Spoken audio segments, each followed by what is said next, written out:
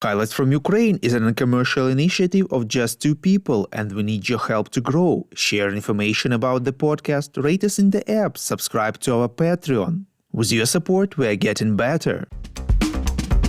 For 374 days, Ukraine stands strong against the forces of the Russian invasion. Fierce fighting continues in the Ukrainian city of Bakhmut in Donetsk Oblast. Russian forces have not taken it under control, reports Ukrainska Pravda.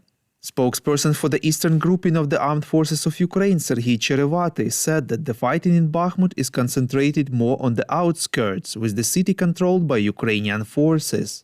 Ukrainian troops change in Bakhmut, fresh forces come in, but there is no withdrawal, stressed Cherevati. Earlier, British intelligence pointed out that Ukrainian defenses in the city are under increasing pressure. The regular Russian army and Wagner Group forces have moved further into the northern suburbs of the city, which are now a Ukrainian-held border vulnerable to Russian attacks from 3 sides. It is noted that Ukraine is strengthening the area with elite units, and in the last 36 hours, 2 key bridges in Bakhmut were destroyed. This includes a vital bridge connecting the city with the last main supply route from Bakhmut to the city of Chasiv Yar.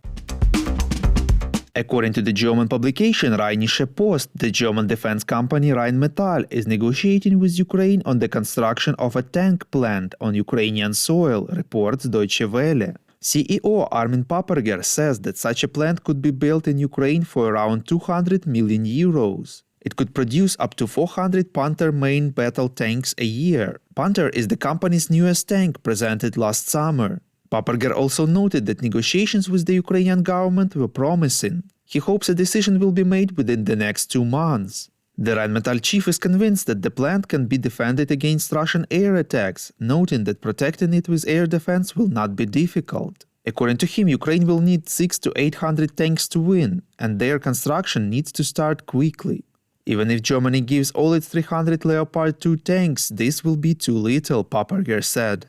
Rheinmetall is currently planning on supplying about 250 tanks to Ukraine. Paperger said that they have already commissioned more than 40 Marder infantry fighting vehicles, and by the end of the year there will be 100. Of the Leopard 2 A4 tanks, about 30 tanks are ready. In addition, there are about 100 Leopard 1 old designs, of which they can make 88 serviceable. The head of the company suggested that the war would continue perhaps for several years. Paperger believes that Western allies are sending enough weapons to enable Ukraine to defend itself, but the Ukrainians today do not have enough equipment to fully reclaim their territory. Head of the European Parliament Roberta Metsola visited Ukraine, met Speaker of the Verkhovna Rada of Ukraine Ruslan Stefanchuk and President of Ukraine Volodymyr Zelensky, reports Interfax Ukraine. She stressed that peace is impossible in Ukraine without accountability for war crimes, including Russian President Vladimir Putin. Metsola noted that during the meeting with Prosecutor General of Ukraine Andriy Kostin, she saw significant progress in the creation of the Tribunal on War Crimes and very good proposals. Head of the European Parliament added that it is important to make sure we have mechanisms in place to collect evidence of the crimes first and then prosecute them. When talking about sanctions against Russia, Metsola added that this work should continue as there are still gaps in the sanctions mechanism. Bloomberg informs that Russia circumvents European Union and G7 sanctions in order to obtain critical semiconductors and other technologies for the war in Ukraine, reports Interfax Ukraine. According to an unnamed senior European diplomat, Russian imports in general have largely returned to their pre-war 2020 levels. And analysis of trade data suggests that advanced chips and integrated circuits made in the EU and other allied nations are being shipped to Russia through third countries such as Turkey, the United Arab Emirates and Kazakhstan. And these modern chips and integrated circuits can be used for military purposes. He also noted that deliveries from China to Russia had also increased, as Beijing plays an increasingly important role in supplying Moscow. The Dutch prosecutor's office has opened 45 criminal investigations against companies and individuals suspected of circumventing sanctions against Russia, reports European Pravda. 29 of them are related to violations of import and export rules. The remaining investigations concern violations of financial sanctions. As part of one criminal investigation, a criminal case has already been opened in which a person is suspected of exporting microchips to Russia via Kazakhstan. If you like what we do and would like to tip us, you can now do so directly to our PayPal. check out the link in the description to this episode for more details. And as usual, you can subscribe to our Patreon. China did put out a plan. I believe it was last week. It's been a few days, at least about 5 days, I think. It was a 12-point plan, as you mentioned. China has been under some pressure by the U.S. and also, I think, particularly European governments who have been interested in enhancing their trade with China, but are on the issue of Ukraine are solidly maintaining, at least their governments, the U.S. position, have been putting pressure on China to be more clear about its position, whether they support,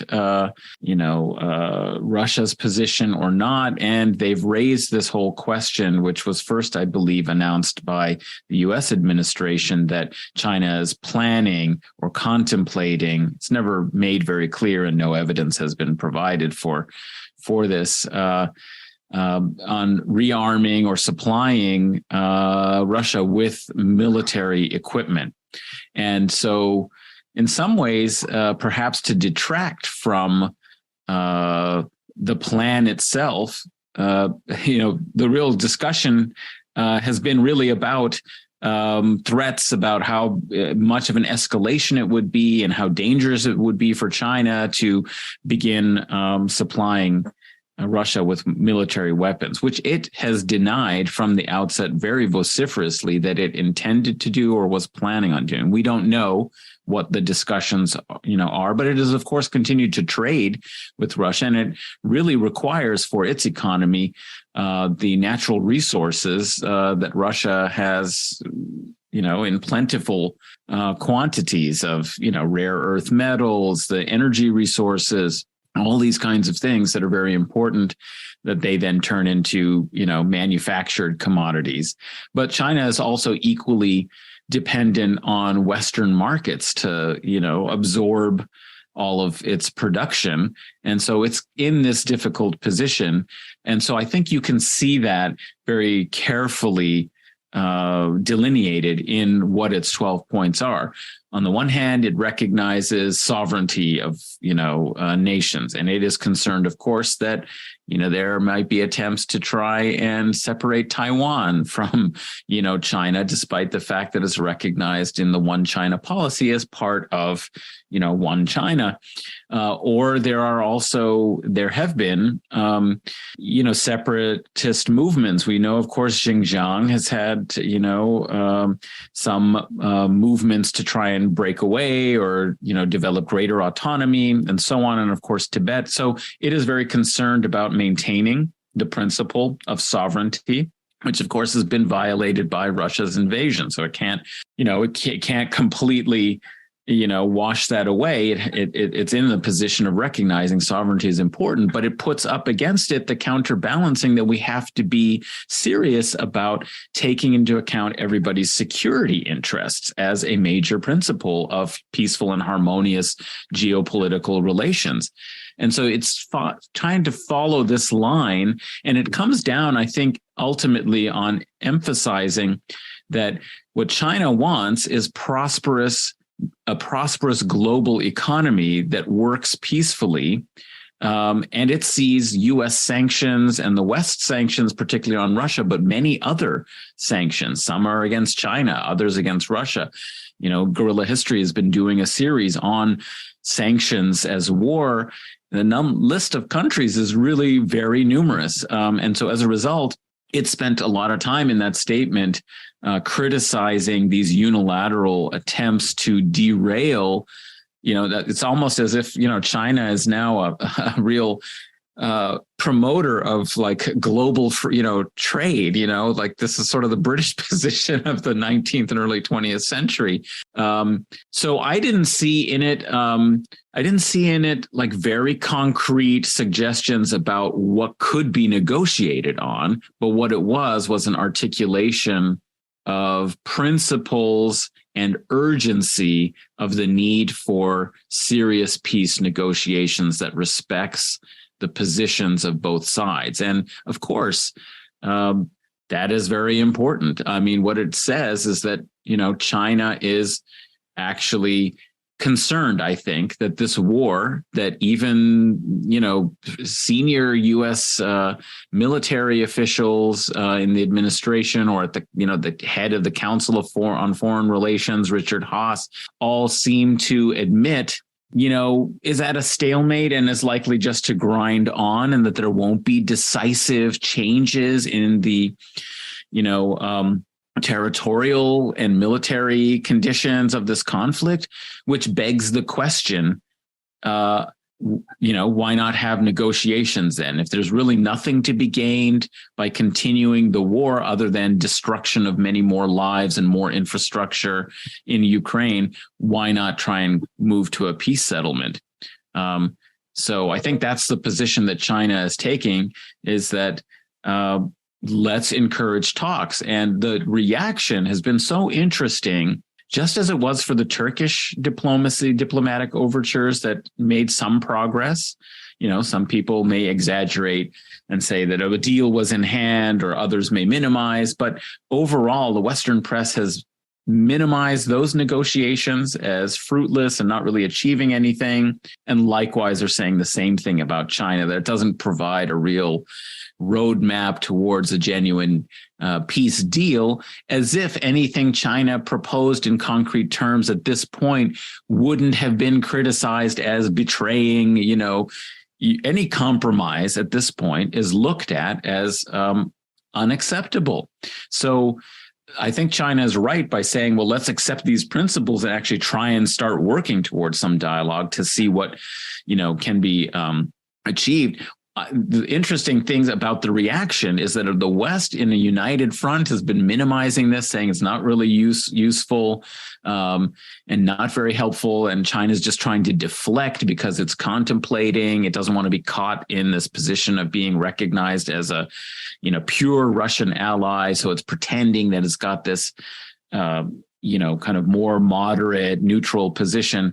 What's interesting is Ukrainian leader, President Zelensky, actually said he was interested in some aspects of it. Right. Of course, he doesn't want to concede territory and so on. But I think what this shows is that China weighing in is significant. Ukraine wants to, China was Ukraine's biggest trading partner, before all of this happened. And so he proposed having a meeting. There's been no, response to that request, but I think that might not have been exactly what NATO and the West wanted him to say at that point. And I think there's been effort, to sort of pull him back into, and this is what we've seen continuously, is that, right. With Turkey, he was participating. Ukrainians were participating in it, and they had some positive things to say about how a deal might be possible. And he even Zelensky said things like that early on, that, well, there might be a deal to be had.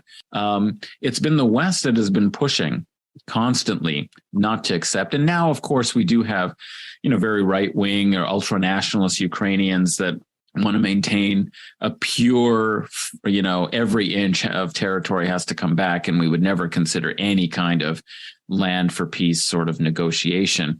But I don't get the sense that that's always recognized as in the best interest of Ukraine by some of Ukraine's leaders, and that maybe they would like. So we'll see what develops. But I thought it was a major new development. If you're looking at this from 36,000 feet up in the air, and you don't care who lives and who dies, and you're America, are you okay then with Putin getting bogged down in a quagmire? Is this what you want? And if you're China looking at this from 36,000 feet up in the air, do you want Russia bogged down in Ukraine too? Well, I've been reading some things that suggest that ironically, I don't know if they mean really ironically, but that ironically, China is the real victor here, right? They're benefiting, they're getting cheaper, Russian energy because of the blocking of certain markets. So cheaper energy is going to China. They're getting these, Russia is really dependent on China. in this circumstance, and that this inevitably will lead to greater Chinese influence. I saw a really interesting piece, and it reminded me, it's exactly what John Mearsheimer, who thinks that you got to pit Russia and China against one another, would want to be communicated, which was this whole question of Siberia. It was only in the 1850s that, or 1862, I think, that there were agreements that established the current borders between China and Russia. And of course, they had disputes over some parts of this territory as well. That, when the Sino-Soviet split happened, in the 1960s, basically. But they're suggesting that it's very sparsely populated on the Russian side of, I forget the name of the river, the Amur River. I think it's the Amur River, which is where the border is now. Very, sparsely populated with huge, amounts of resources that China really wants and needs. Whereas on the Chinese side of the border, there's millions of people who live very close, and that inexorably the power of China, the population of China poses a threat to Russian control over, this vast Asian section, the, part that's east of the Urals, where so many of the resources are, but so little of the population actually lives, to try and kind of foment in some sense that there is a fundamental geopolitical rivalry that's there between Russia and China that is masked by some of this kind of nice rhetoric, but that ultimately China is interested in weakening Russia because that may enable it to have greater control. There's already some intermarriages. There's already some kind of Chinese investment in Siberia. There's already some companies that are owned to, basically, take back this, or, kind of be the dominant power in even that part of Asia.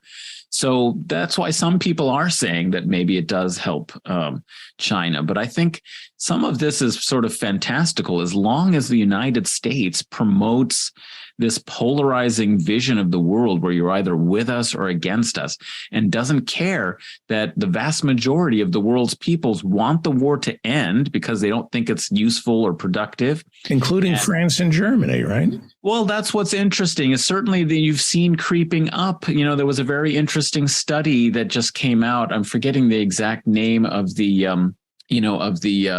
institute, but it was I think it was the European Council on Foreign Relations actually sponsored some polling and study. And, they determined that there's a real, gap between the West and the rest. But what it also showed is that there's a gap between the rulers and the ruled. I mean, the populations, even in Europe, are inexorably turning towards frustration with the duration of the war, the economic sacrifices that are being imposed on them. They don't seem that concerned by that, or rather, maybe the reason why this study was conducted to look at public opinion, is that there are some elements of kind of the elite foreign policy crowd that is concerned that this is an unstable and untenable situation, and that's why. There's been so much talk recently about how we need to, you see the US, UK, they've suddenly started talking about this in elite opinion circles, that we need better outreach to explain, the nature of the conflict and the principles involved. Because, of course, the global South doesn't understand, what democracy and, sovereignty and all of this, but that they're on the wrong side of history and they really need to be persuaded, and that maybe we haven't done a good job of making our case. When in reality, what they're missing is that most of the world agrees with China that we'd like to be neutral. We don't want to be pressed into a kind of alliance that precludes other trade and political relations with other countries, that we want a multipolar world.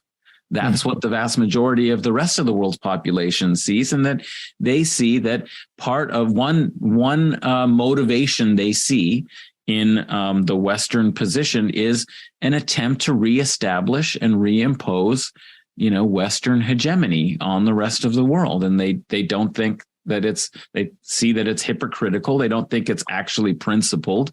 And they see it as a gambit to try and extend US and NATO authority in the world as a declining hegemon.